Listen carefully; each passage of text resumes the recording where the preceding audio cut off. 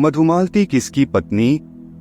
विक्रमादित्य ने अंततः बेताल को अपने वश में कर ही लिया और उसे अपनी पीठ पर लादकर अपनी मंजिल की ओर चल दिया। विक्रम, मेरा बोझ उठाएं, इस वीराने में चलते चलते तुम थक जाओगे, इसलिए मैं तुम्हारे बोझ को हल्का करने के लिए कहानी सुनाता हूँ। पर याद रहे, मेरी वही शर्त है कि तुम कुछ बोलना नहीं। अगर तुम कुछ भी बोले तो मैं वापस अपने ठिकाने पर लौट जाऊंगा, बेताल ने कहा। विक्रम ने कोई उत्तर नहीं दिया और बेताल ने कथा सुनानी आरंभ की। यमुना नदी के किनारे धर्मस्थल नामक एक नगरी थी। इस नगरी का राजा गुणाधीश था। वह बहुत ही न्यायप्रिय राजा था। इसी नगरी में केशव नामक एक ब्राह्मण अपनी पत्नी तथा पुत्र व पुत्री के साथ रहता था। उसकी पुत्री मधुमालती विवाह योग्य हो चुकी थी तथा घर में सभी उसके विवाह को लेकर चिंतित थे। एक बार ब्राह्मण पूजा पाठ करने किसी दूसरे नगर में तथा उसका पुत्र भी विद्या ग्रहण करने हेतु आश्रम में गया हुआ था।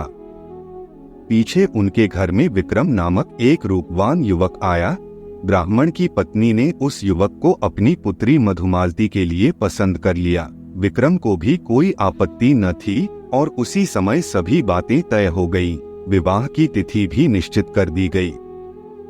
उधर ब्राह्मण पुत्र जिस आश्रम में विद्या अध्ययन करता था, वहां उसका एक सहपाठी था वामन, जो काफी ज्ञानवान और रूपवान था। ब्राह्मण पुत्र को वह युवक अपनी बहन के लिए योग्य लगा और उसने वामन से अपनी बहन के साथ विवाह करने की बात पक्की कर ली। उसने भी सब कुछ तय कर विवाह की तिथि निश्चित कर दी। ब्राह्मण जिस नगर में पूजा पाठ करने गया था, वहां उसे भी मधुसूदन नामक युवक अपनी पुत्री के लिए पसंद आ गया। उसने भी अपनी पुत्री का विवाह उससे तय कर दिया। ब्राह्मण और उसका पुत्र दोनों ही इस मंगल सूचना को सुनाने के लिए तुरंत घर पहुंचे। वे कुछ कह पाते इससे पहले ब्राह्मण की पत्नी ने कहा, अच्छा हुआ आप लोग आ गए, मैंने मधुमालती का संबंध तय कर दिया है। क्या? ब्राह्मण और उसका पुत्र चौंक पड़े। ब्राह्मण बोला, मैं भी उसका विवाह मधुसूदन नामक युवक से तय कर आया हूँ। किंतु पिताजी, मैंने भी अपनी बहन का विवाह अपने एक सहपाठी वामन के साथ तय किया है और उसे वचन भी दे दिया है। अब तीनों स्तब्ध थे कि क्या किया जाए। तब ब्राह्मण ने कहा, अच्छा, जिसकी भी विवाह तिथि सबसे पहले पड़ेगी, उसी युवक से हम मधुमालती का विवाह कर देंगे। किंतु संयोग से तीनों ने एक ही तिथि निश्चित कर रखी थी। ऐसे में तय किया गया कि मधुमालती का स्वयंवर होगा। तीनों युवकों के आने पर मधुमालती जिसे पसंद करेगी उसे ही वरमाला पहना देगी। अंततः विवाह की तिथि भी आ पहुंची। तीनों युवक बारात लेकर ब्राह्मण के घर पहुंचे। तीनों ही युवक एक से बढ़कर एक थे। सभी की जबान पर बस यही चर्चा थी कि मधुमालती किसे अपना वर चुनेगी। यह सब चर्चाएं चल ही रही थीं कि अचानक चारों ओर हाहाकार मच गया। मधुमालती को किसी जहरीले सर्प ने डस लिया था। सभी लोग मधुमालती के कमरे की ओर दौड़ पड़े। वधू रूप में मधुमालती जमीन पर अचेतावस्था में पड़ी थी। उसका सारा शरीर नीला पड़ चुका था।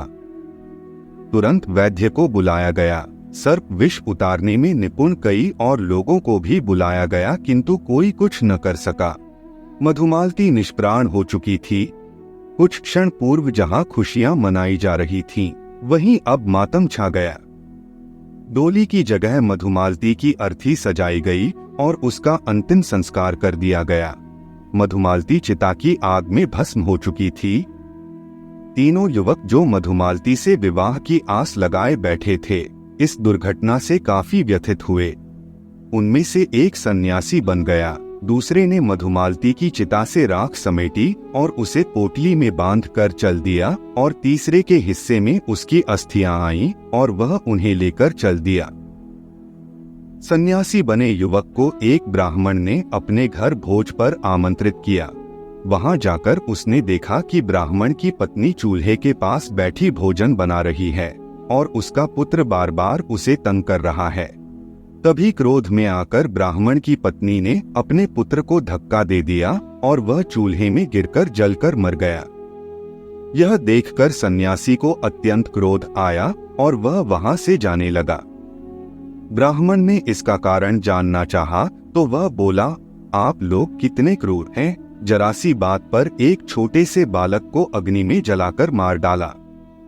ब्राह्मण हंस पड़ा और बोला, महात्मंजन, उस बालक की ओर से आप निश्चित रहें, वह बालक अक्सर शरारतें करता है और हमें उसकी चिंता इसलिए नहीं है कि हमारे पास संजीवनी ग्रंथ है, हम उससे बालक को जीवित कर लेंगे। आप लोग मेरा मन रखने के लिए झूठ बोल रहे हैं, भला मरा हुआ प्राणी भी कभी जीवित होता है। सन्यासी ने कहा, ठीक है, तुम कुछ देर रुको, तुम्हें यह चमत्कार भी दिखाता हूँ। यह कहकर ब्राह्मण भीतर गया और एक ग्रंथ ले आया। उसने उस पर लिखे मंत्रों को पढ़ा। कुछ देर बाद वह बालक जीवित हो उठा। यह देखकर सन्यासी को सहसा अपनी आंखों पर विश्वास नहीं हुआ। उसके मन में बार बार यही विचार आ रहा था कि कदाचित यह ग्रंथ उसके पास होता तो वह मधुमालती को जीवित कर उससे विवाह कर लेता। रात घिर आई थी। ब्राह्मण ने सन्यासी से आग्रह किया कि वह रात यहीं बिता ले, जिसे उसने स्वीकार कर लिया, किंतु उसे नींद नहीं आ रही थी। वह बार बार उसी संजीवनी ग्रंथ के बारे में सोच रहा था।